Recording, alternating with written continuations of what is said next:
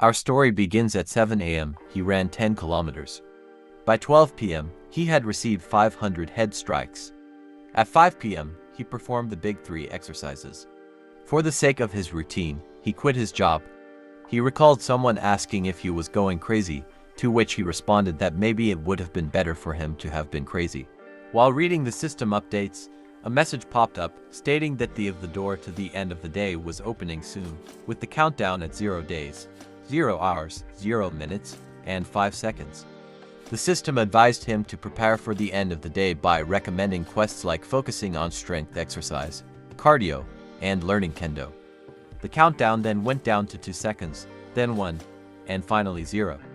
15 days ago, all humans on Earth received the same message simultaneously, saying that monsters appeared near Anwang Mountain and citizens around the area should evacuate immediately if they spot a monster.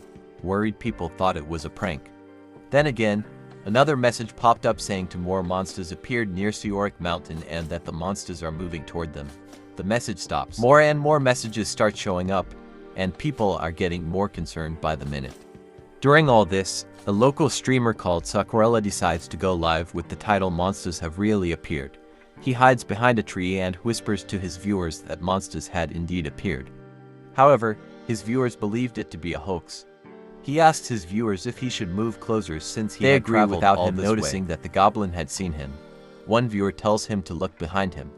Soon, the comment section was full of people telling him to look behind him. He jokingly asked his fans if they were messing with him and insisted that he was looking, but the creature was moving. Wow, talk about being blind. When the creature growled, the guy screamed in fear, causing our protagonist, who was watching the live stream, to jolt in shock and remove his earphones. Annoyed by the surprise, Le Hoang, a 29-year-old, wondered why the video looked so real. He also noticed the tons of disaster alert texts he had received that day. Confused over the chaotic situation, struggling to make a living was hard enough without tales of monsters, he thought, questioning who would believe such a thing. As he sighed over the recent surge of fake videos, he looked down to see a young monster chained to something, making pitiful sounds and asking for help with puppy-like eyes. Despite his fear, our protagonist pretended to not see the monster and muttered about a math teacher's visit that day. But the monster's loud sounds got his attention once more. He trembled in fear, wondering if the monster was asking for his help. Even though it tried to appear cute and desperate, it was still too scary for him. He stared into its teary eyes, reminding himself that he was human and it was a monster. Furthermore, he wasn't the type to show affection to a monster. Closing his eyes, he opened them again to look at the creature, telling himself he couldn't help a monster even with those cute eyes looking back at him. However, his resolve wavered when the monster showed him a family picture, seemingly indicating it had a family to go back to. This gesture made him forget all his previous reminders. Subsequently, the monster gave him a silver goblin's pill, which gives him unknown abilities after consumption. He ended up helping the monster and even got a gift from it. Thinking about the nature of the silver pill, he tried to touch the system, but his hand passed through it as though it were a projection. He scrutinized the pill, questioning who would dare consume something so suspicious. Just then he heard the reporter shout urgent news. Unknown large buildings had materialized worldwide, resembling towers, and they had lost contact with the US Army that had entered one of these towers. The emergence of monsters and mysterious towers made him wonder if the apocalypse had indeed begun. Suddenly, the window of his room cracked and shattered as something outside exploded. Looking outside in confusion, he saw people running in panic. Others were stunned, staring at a massive tower that had surfaced underground, towering over the existing buildings. The reporter then frantically announced that a huge tower had also appeared in Korea. Clenching his fist, he looked at the system again as it displayed the effects of the silver goblin's pill. Unsure of his decision, he placed the pill in his mouth, thinking it was the only chance he'd ever get to do something as crazy as this. Swallowing it, he felt a powerful surge coursing through every vein in his body. As the power spread, the system revealed that he had obtained the Sage status window, which would guide him with the highest rate of survival in his current situation. A book suddenly appeared in his hands, causing him to stare at it in confusion. Upon opening it, he was shocked as it emitted a bright light. After reading the entire book, the system updated him. The door to the end of days was opening soon, with only 15 days remaining. It recommended a quest which he decided to follow, dedicating the next 15 days solely to exercising and preparation. However, when the system announced the opening of the end's door, he panicked, wondering if this was truly the end. When nothing drastic occurred, he mused that it was different from what he had envisioned. Then, the system handed him a blunt sword and initiated the tutorial. He completed the aptitude test, and based on the data analysis, he was assigned the most suitable class. The system declared him a combat swordsman and instructed him to open the status window for more details. Overwhelmed by the amount of information, he first checked his status window. Health points at 100%, magic points at 10, class as combat swordsman level 1.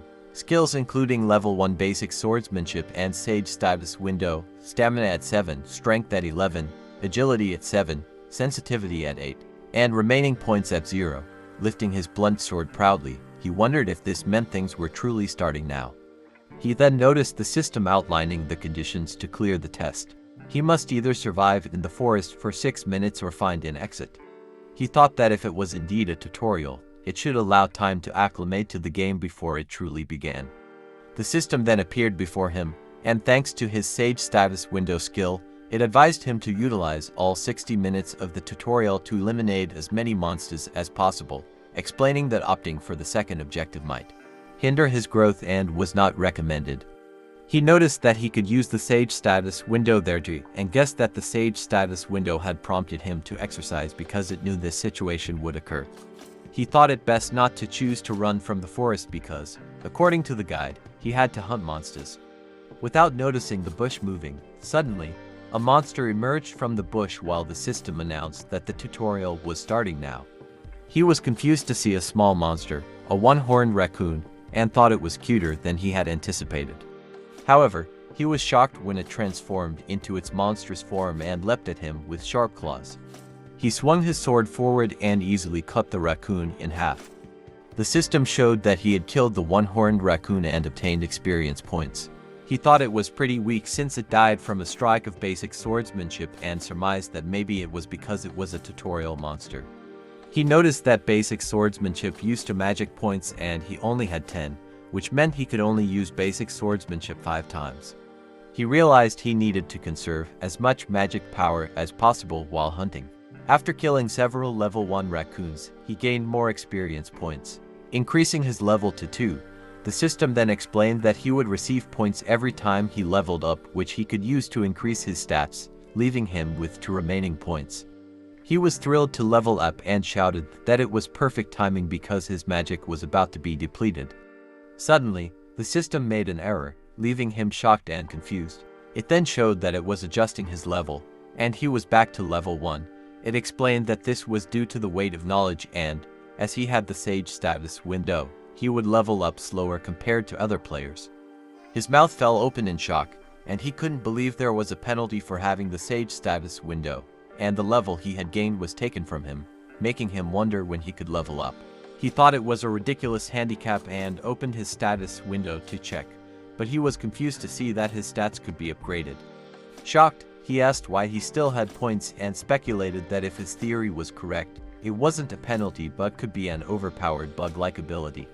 Suddenly, a raccoon appeared above him, ready to attack. He swung his sword and cut through the raccoon, gaining experience points and leveling up to 2. However, due to his Sage status window skill, he was reverted to level 1, but he smiled because he anticipated this and saw that his remaining points were still accumulating. He realized that the more he leveled up, the more experience he would need to earn for the next level, so he thought it might be easier to raise his stats this way rather than leveling up the normal way. He decided to try raising his stats and figured he had 4 choices. Knowing that strength and agility were the best choices for a combat swordsman, strength for stronger attacks, and agility for increased speed and reflexes, he chose to invest all 4 points into his sensitivity. He continued to hunt and killed another one-horned raccoon. He noted that the one-horned raccoons weren't as strong as one would expect from a tutorial monster, and that he could defeat them easily even with default stats.